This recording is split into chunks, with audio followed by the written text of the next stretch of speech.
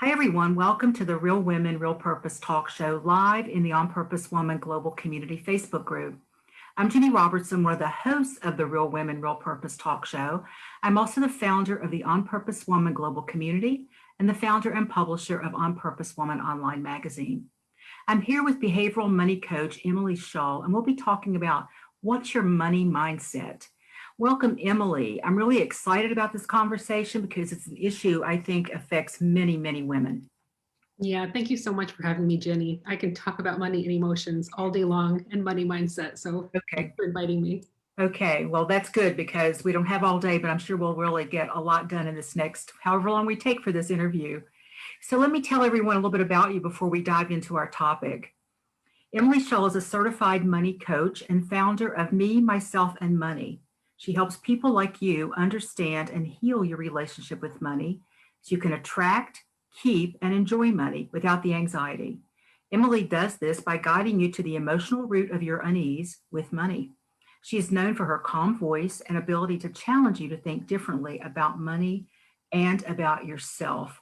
And I do say, I haven't known you for long, but you do have a very calming, kind of zen sort of presence about you. So I'm sure that helps people to feel safe with you Yeah, because I think so. Yeah. And some people just feel naturally very comfortable and trusting with me right off the bat. So I think that has something to do with it. It's so funny. I used to think of that as a liability, like, oh, I was too quiet. yeah. But But then for you some see, people, it you works. found your stride with that. Yeah. Well, let's start with this because I'm really curious to know, how did you get started with this thing about money? What made you want to be a money coach? Yeah, great question. Thank you.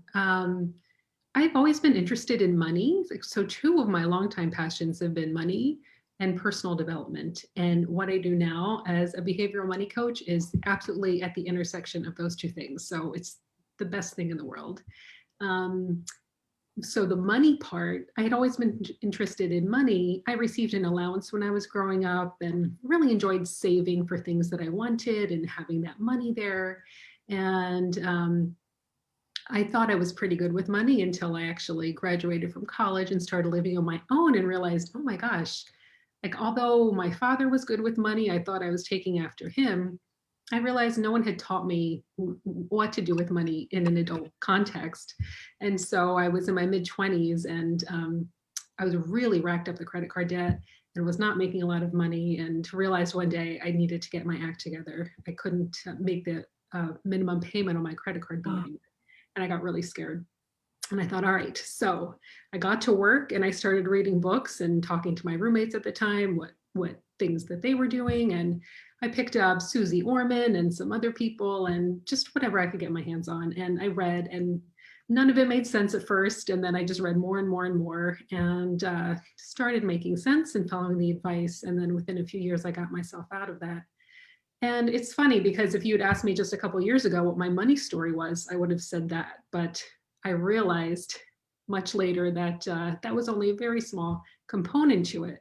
Um, so because I had gotten myself out of this money hole, I was always in a I always was altruistic, that always came up in my career test. So so that's why I wanted to be a financial advisor eventually. I was in nonprofits for a long time and grant writing. And so I thought, well, there's always this money thing. So I was in a place in my life where we had to move for my husband's job. So that gave me the opportunity to discover what else I wanted to do with my life because I had been in a job for a while that was fine, but it wasn't a real passion of mine. So that move gave me, the opportunity to reinvent myself. So I thought, well, how about this money thing? So I found this online master's program in financial planning, and I thought, well, I don't know where this is going to lead, but at least it'll be helpful for our own family. So I enrolled and thought I was going to be a financial advisor, was really loving the coursework. But the more I got into it, the more I realized that the other people in the program, and it was a great program because there were career changers like me, but also financial professionals. So the conversations we had were really great because I got a lens into what it was like to be in the profession. But I realized that a lot of the conversations that the professionals were having, it seemed like they thought that there was always a financial solution to every financial problem. Okay. And there was no discussion about emotions. And so from that point on, I realized, there's just something missing here. And I went to find out the emotional part. And so I did some research. I landed at the Money Coaching Institute, and then I was trained in a specific way to help people understand what is behind their money beliefs, what's behind their money mindset, why is it they can't do the things that they really want to do, what's keeping them stuck. And that's just been my passion ever since. How old were you when you realized that you were in trouble with money? I was in my mid-20s at the time. Mid-20s. That's really early. I mean, I think at that age we can start to realize that we're in trouble, but we don't know to take action yet, or we just think it'll fix itself, or I'll just stop spending, or we'll do something physical to change it. But for you to have that kind of insight in your mid-20s, I think is really quite remarkable. Well, I used to think it was remarkable, but now I think it was just luck. It was just luck that I had the confidence. I had that early upbringing with money, with an allowance. So there was a confidence level there that a lot of people did not grow up with. And this I think is the mindset that a lot of financial professionals come to the profession with, is that, well, I did this, I fixed this myself, or it's all about financial knowledge. And Right. I have the knowledge, all I have to do is pass it on to someone else. They have the knowledge, they'll be able to do anything they want with their money life. But that's not true. And I didn't realize how fortunate I was that I did grow up with all that practice and with the expectation that actually not really the expectation that someday I would manage it myself, because there was never that conversation around it. But at least I thought I could do it, which is something that a lot of people, particularly women, do not grow up with. We grow up incredibly disempowered when it comes to money. Most parents don't even talk about it, and they don't give their children the sense that this is important and something that you're going to have to learn and do on your own one day. I so agree with that. And I remember when I didn't really get an allowance as a child, but my dad and I had this ritual. We would go to town one Saturday a month, just the two of us. And we'd walk in, and back then, it was a small town, but the streets were bustling, and I would have $1. This is like 1957. I would have $1 in my little purse, and I got to spend it on whatever I wanted. And we'd go into a store like a five and dime, and I'd see something I wanted. Let's say it was, boy, I'm really dating myself here, but it was like 10 cents. And I would say, Daddy, I don't have the right change. And Daddy would go into his pocket, pull out and pay for it. So it became a game after a while. I would go home with my stuff and my dollar. And I thought about that years later when I was so nonchalant and so just didn't care about money all that much. I always landed on my feet eventually, but I didn't respect money. I didn't have to work hard for it. So it was just there, and I got in trouble, and then I got out of trouble, but then I'd get in trouble again. So that's for another conversation. But I think that early thing on, I wasn't taught that dollar had value, because somebody else was actually, spending the dollar and then giving it to me. And I would end up with a whole bunch of money by the end of the year. I'd have a whole piggy bank full of money, and I don't even know what I did with it, but I still didn't feel like, I hadn't earned it or anything. It was just given to me. So even back that far, I think it can really start to color very unconsciously how we look at money. Yeah, absolutely. Yeah, it can start in our, yes, age 3, 4, absolutely. Yeah. Yeah. And I know that you teach that our emotions are really key to understanding and changing our relationship with money. So say some more about that. Yeah, absolutely. Because this is where all of our money patterns are formed. They are formed, especially the strong ones, the ones that are so sticky that no matter what we try, we can't get out of. Like, money comes in, but I just can't hold on to it. A pattern like that. Or, I have enough money, but it never feels like enough. I always feel like I'm doing something wrong, or I need more. They come from early negative emotional memories that we have as children. And that's where all of our unconscious beliefs come from. So our brain was designed to keep us safe, especially our limbic system and the subconscious mind. And so when we have an event as children, we're so impressionable and we're trying to make sense of the world, that our brain scans that. And if it's a negative event, it's going to store that. And then it kicks in this automatic behavior so that next time we feel that feeling, it comes up automatically. So I can give you an example of this to make it more tangible. So if your parents are arguing a lot over money and you're a 6-year-old and there's nowhere for you to physically go, you're just in this small house or apartment with them and they're arguing and it makes you feel unsafe. You're not sure what's going on. So your brain senses this, it feels your heart rate rising, maybe you're getting a little sweaty. And so it makes a kind of a belief around what's happening at that time. So the belief might be, talking about money is scary or a little bit dangerous. You don't know what's going to happen. And then since you can't physically leave, your brain is going to sense that you're in danger, but try to help you out through that. So it might say, okay, so when this happens again, when you feel this way, you're going to get a little foggy headed and you're going to be able to really zero in on your toys and play with them and kind of tune everything else out. So all of a sudden you're 26 and you have piles of debt and you think, okay, I need to sort this out. You start to pick up a book and then all of a sudden after 2 pages, you get foggy headed and you just have to put it down. You can't continue. And then you think there's something wrong with you. Oh, I just lack the discipline. Why can't I do this? It's just numbers. It's just math. I can do this. But we don't realize that it goes all the way back and it's such a strong hold on us. And it's only through going back and, okay, so what am I feeling in this moment when I open my credit card statement and I'm panicky? Where did I first feel that? And if you are able to feel your way back to that first earliest emotion, then usually you can get a clue of what this is all about. And that's the way out. Awareness is the first step of the process. And once we're aware of what's going on, then we can decide to do something different. So you're saying that even reading about money will trigger that old reaction. So even when the topic is money in general, it could trigger that old reaction that you don't even know that you have. Absolutely. Yeah. So in this case, yeah. So in this case, the little girl was money avoidant. That's the pattern that happened. Just block everything out. If it comes to money, just block it out because that's scary and you don't want to deal with that.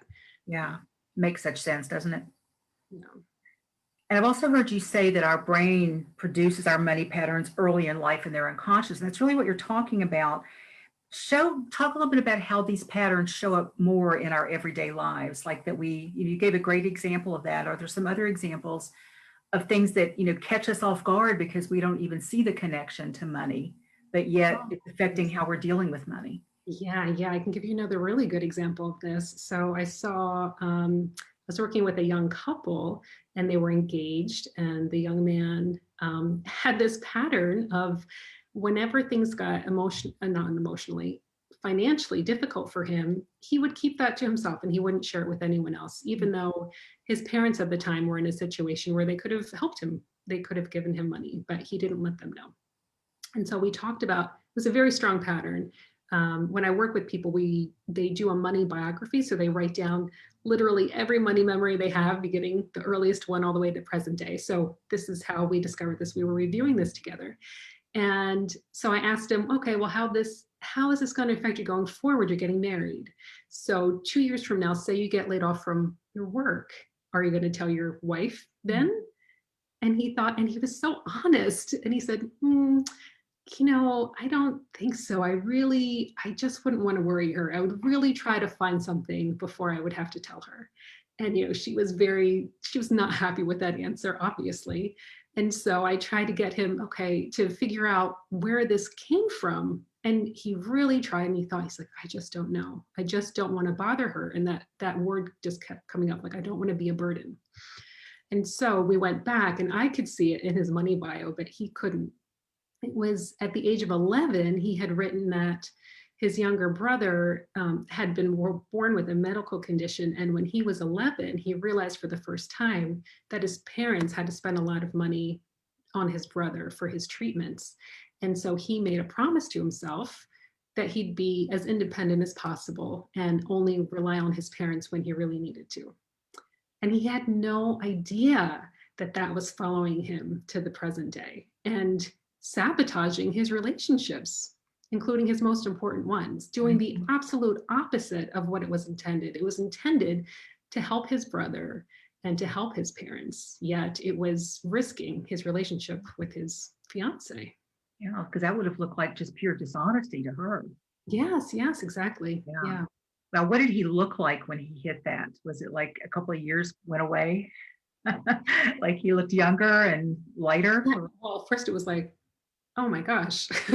It's so funny because he had written it and then we reviewed it together and his fiance was sitting next to him and she didn't see it either. So it is amazing how much is hidden in plain sight that we just can't see about ourselves. And that's why it's so important to work with another person to help you see what you can't see yourself. Like no one can.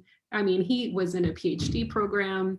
I mean, I work with very intelligent people, much smarter than I am, and it doesn't matter. It doesn't matter how emotionally intelligent you are. Just we all have our blind spots when it comes to this, when it comes to our behavior.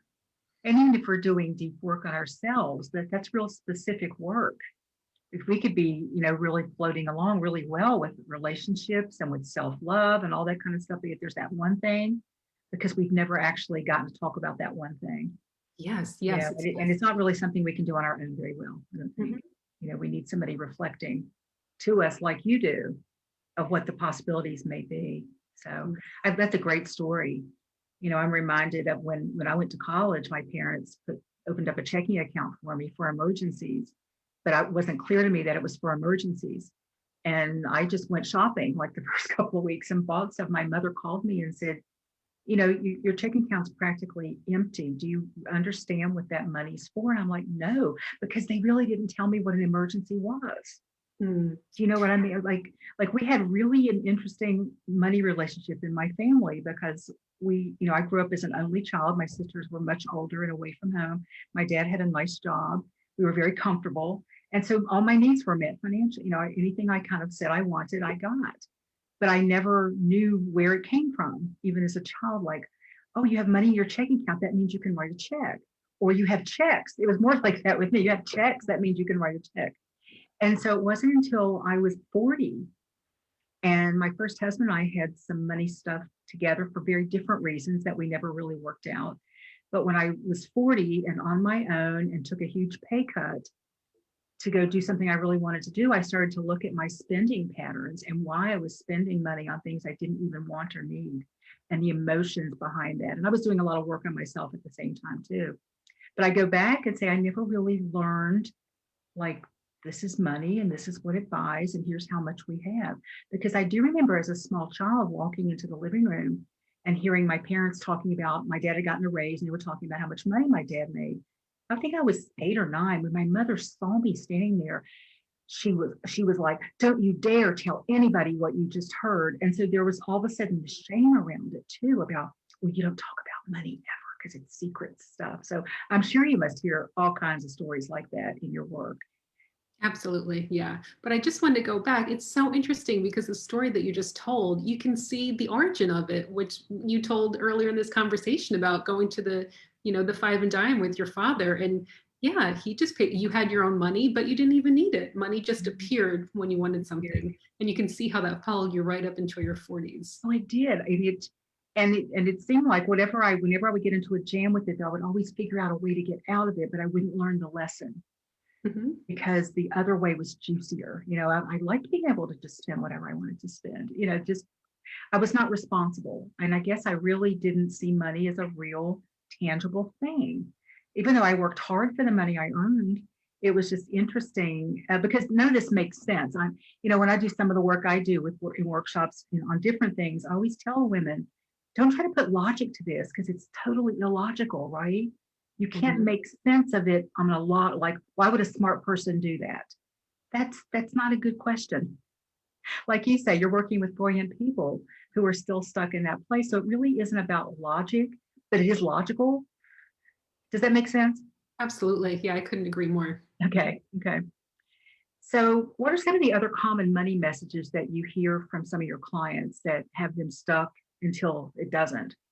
Yeah, the probably the most common one I hear is it's from women who were told not to ask for things. We're told bad to ask for things. And so this affects them so much. I had a woman who had her own business and it was really difficult for her to charge clients what she needed. Mhm. And sometimes it was a little bit easier, but especially when it was something a little unusual. And she added up all the hours. Okay, this is what it would be. And then she would see that big number and she'd think, oh, I don't know how they're going to react to this. Um, and the first thing in her money bio, her first two money memories were about asking for a gift and being scolded by her mother for asking. Wow. And so you can see that connection right away. And she's even said, talking about it, she said, she was 5 years old when this happened. She said, I still feel shame about this. So of course it's going to impact your current behaviors. And, I think entrepreneurship and parenthood are the two biggest opportunities for personal growth I because agree. I you're faced agree. with all of these challenges and you come face to face with the patterns that you're stuck in and need to figure out how to do something different. In order not to repeat those. And Yeah. so that's really common with entrepreneurs. And, often we'll think it's a self-worth issue, only a self-worth issue, which it is a self-worth issue Mhm. as well. But where did that come from? Yeah, yeah, And so it exactly. sounds like she was shamed for asking, and probably because they didn't have the money for it or something like that, or, Or just because that's not a polite thing to do. You oh, don't ask okay. people Yeah. for something. So the first one was a birthday present. She asked a friend for a birthday present Oh, because okay. that's what, kids, they go to birthday parties and their parents say, oh, you have to bring a present. So it's your birthday. Of course, people are going to bring me presents. I might as well ask for what I want. But Mhm. then you realize, oh, that's not the thing to do. And now my mother, this person who I'm attached to, who I really need to love me, is really upset with me and I feel awful. And so your brain says, okay, well, you don't want this to happen again. You need this important relationship. So just keep your needs to a minimum. Don't ask for things. Yeah. Boy, it's pretty insidious because it can, like you say, it can work its way into an invoice. Yes, Yeah. yes. Years later. Yes. So let's talk about the shame piece then, because I think the shame piece is probably huge. And again, like some of the things I know I've worked on, I thought was this, and yet it was this, So if we're just working on general stuff, sometimes we don't get the answer. And that's why it's still kind of, there, still doing its thing, but we're not really aware yet of what's causing it.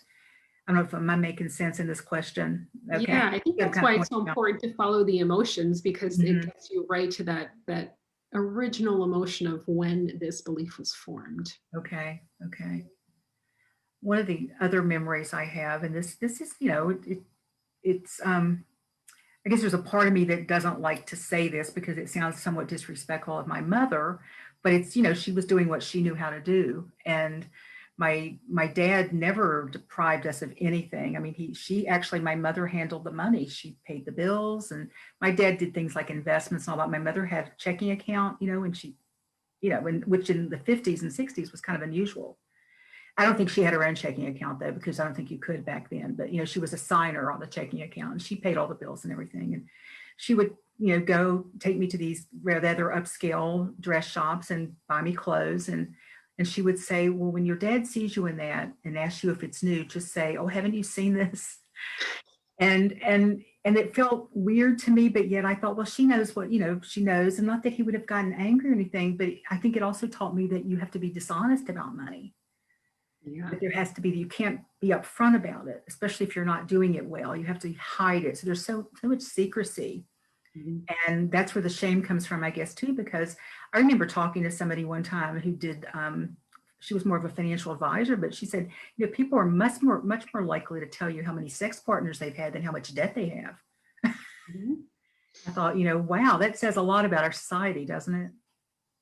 Yeah, absolutely. And it's so interesting because, in a way, it's changing a little bit. People are more, especially with student loans, many people are very open with their student loans. But at the same time, it's not. And I know, especially for younger people, when they get in relationships, that is like the most difficult conversation to have is the revealing of what I owe and Mhm. what I make and what I'm comfortable spending, on an apartment or a house. And oh, it's one of my favorite things to do is to help people have that conversation because I know it is so difficult because you feel so judged and you think, oh my gosh, this could ruin my relationship.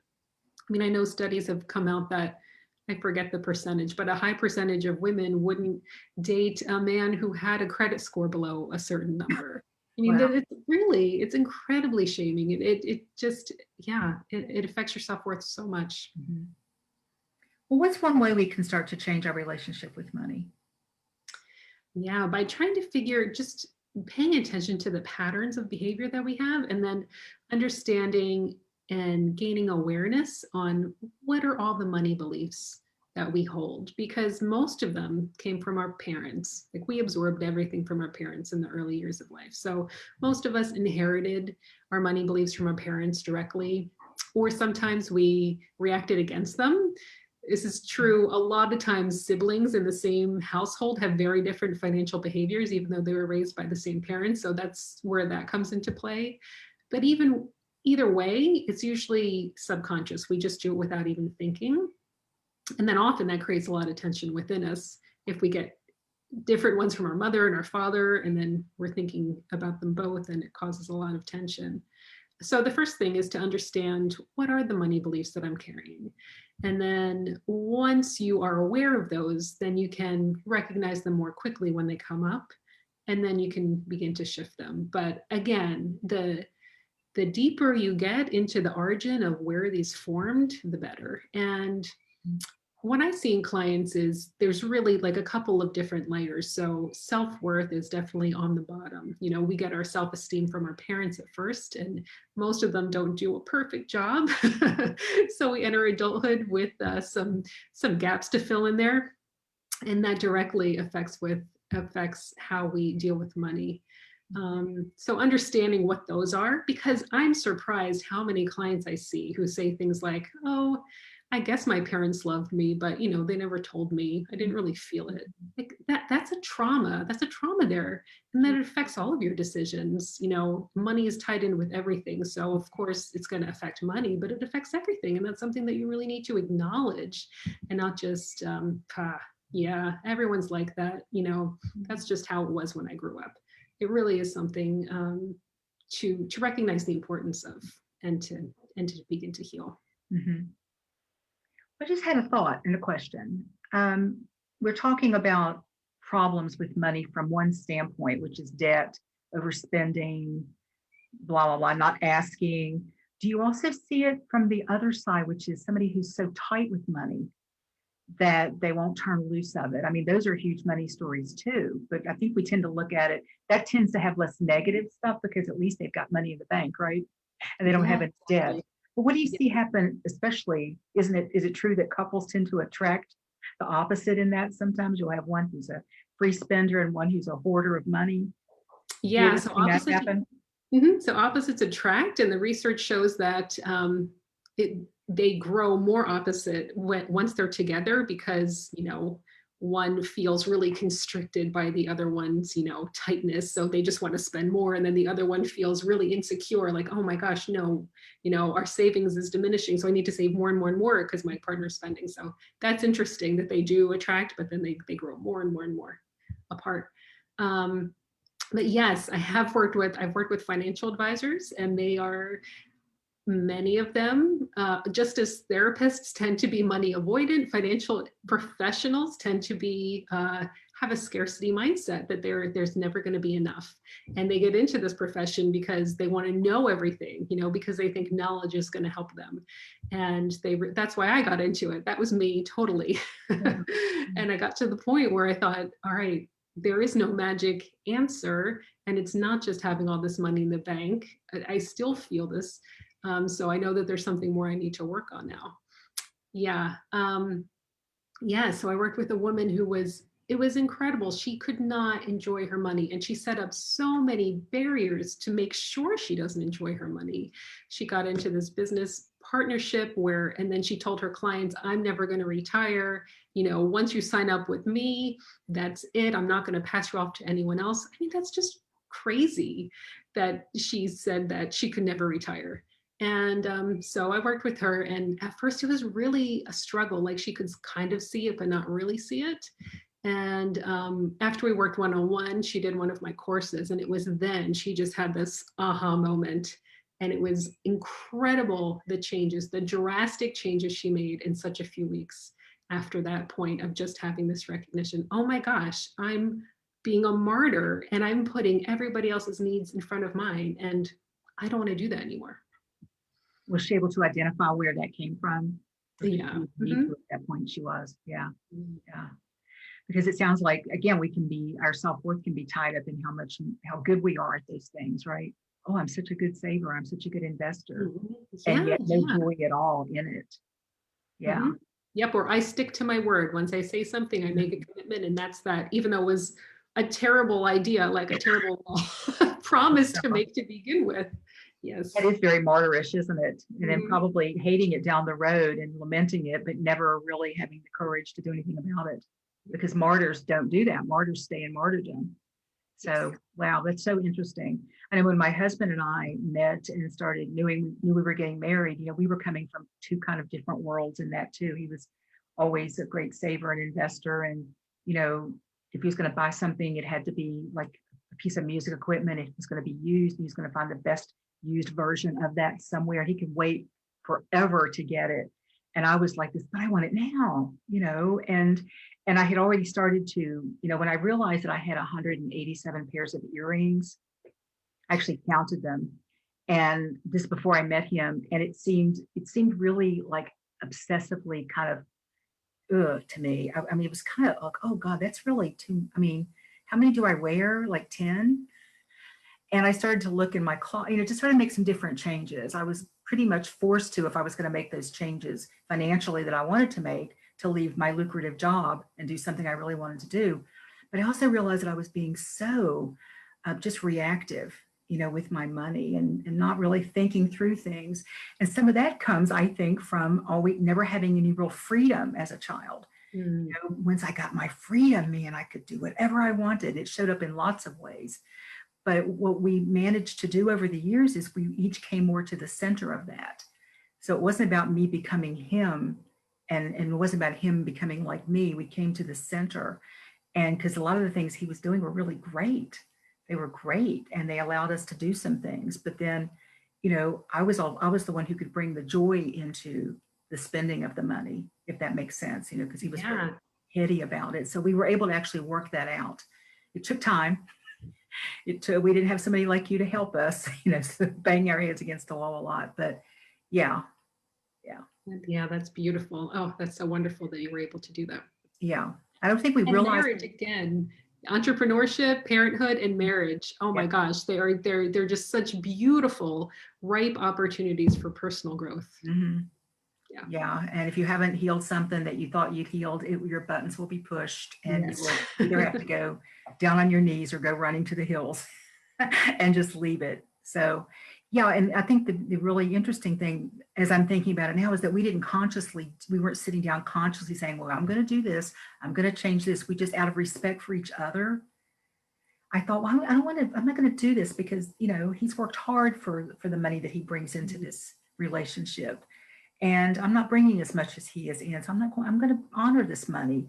So it came from this very deep place of commitment rather than, so I think that whatever that was took over the need, the need to be out there just buying stuff that I didn't really need. So who Yeah, knows? it also sounds like part of that was one of your core needs was being met, which was being loved by unconditionally by another human being.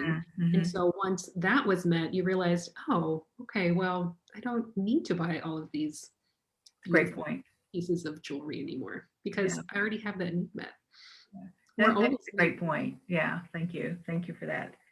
So, what would you like to say? I can't believe we've only been talking for 34 minutes because covered so much ground. But what would you like to say that I haven't touched on, or anything that you think is really important for our listeners to hear?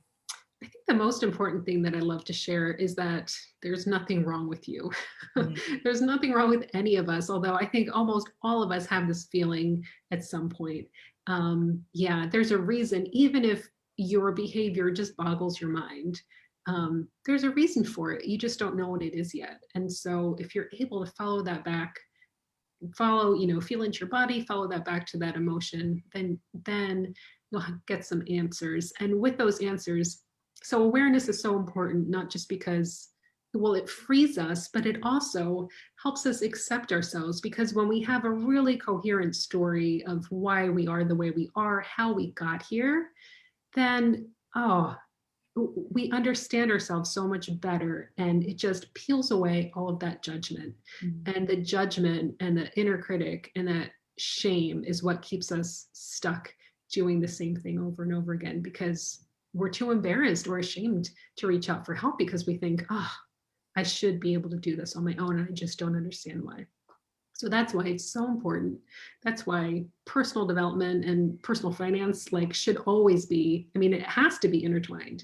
If you want to use money to live the best life that you can, then there's no way around it. You have to get to the root and begin to heal yourself. And then through that process, money, along with everything else, is going to improve your career, your relationships. Yeah. Well, that sounds like a great place to stop right there. Thank you for that.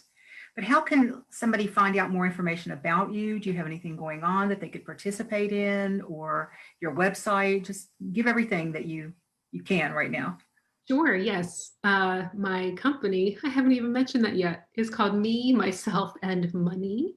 Me, Myself, and Money, and is spelled out. So if you go to www.memyselfandmoney.com, you'll be able to find information about what I provide and my services. And I have something coming up this Friday, which is a workshop on redefining wants and needs to actually get what you want and need. This has been a pet peeve of mine for a while.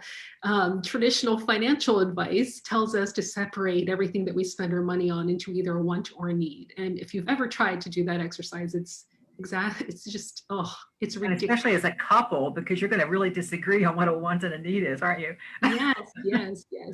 And so we talk more broadly, and we think about this differently in the workshop. And because, as I just mentioned, when we are able to get our core needs met, love, affection, all of those things, time to ourselves, depending on who we are, then we actually find the spending part kind of disappears. And I've seen this in other people that I've done this workshop with, that it's just human nature that when we spend money often to try to fill a need that is just not recognized. And so if we're able to get to the root of what that need is and be able to fulfill that ourselves, then so much of this other stuff goes away, the spending and the chaos. And so that's part of the workshop. And the other part is to be able to claim our desire again, because that's another thing we're taught, is that, desire equals danger. You shouldn't want things. And that's just never going to lead us to a good place. Every time we deny our own feelings and emotions, that's just not healthy. And so we are going to learn how to do that in a way that doesn't mean that we can just go out and spend frivolously, but at least claim the fact that, oh yeah, I would really like those beautiful pairs of shoes. So I'm excited. So that's this Friday, and you can find information about that on my website as well. It's just right there on the main page. So Me, Myself, and Money spelled out.com. Yes. Wonderful. Well, thank you. Thank you, Emily, for spending time with me today and sharing your expertise with our viewers. I think it's such an important topic. And I invite you to go over to the On Purpose Woman Global Community Facebook group page and see if you've got any questions there. And you can also put in the information about your workshop there as well as a comment on this video. Okay? Oh, wonderful. Thanks so much for this opportunity, Ginny. You're so welcome. It's always fun talking with you. Yes, I enjoy it too. I feel like I've known you a lot longer than I have, actually. So, and I want to thank all of you for joining us for the Real Women, Real Purpose talk show live in the On Purpose Woman Global Community Facebook group. For a list of the Real Women, Real Purpose talk show topics, go to onpurposewomanmagazine.com and check out the current issue. Actually, that's not true anymore. I have not updated this. I have a brand new website called opwgc.com. That stands for On Purpose Woman Global Community. You can go there and get information on everything, on the magazine, on the Real Women, Real Purpose talk show, our calendar, our gatherings, all of that. You can get it right there, opwgc.com. And if you love this interview and want to share it with your friends, you'll find it on our YouTube channel within the next 48 hours. So go over to On Purpose Woman Global Community on YouTube, subscribe, and sign up for notifications. There are already more than 40 inspiring, informative, and fun shows for you to watch on our YouTube channel. This Thursday, April 8th at 2, I'll be talking with Elizabeth McCain and Michelle Dubriel about sisterhood through embodied storytelling. It's going to be a really interesting conversation as well. Thank you again for watching the Real Women, Real Purpose talk show, and I'll see you next time. Bye, everyone.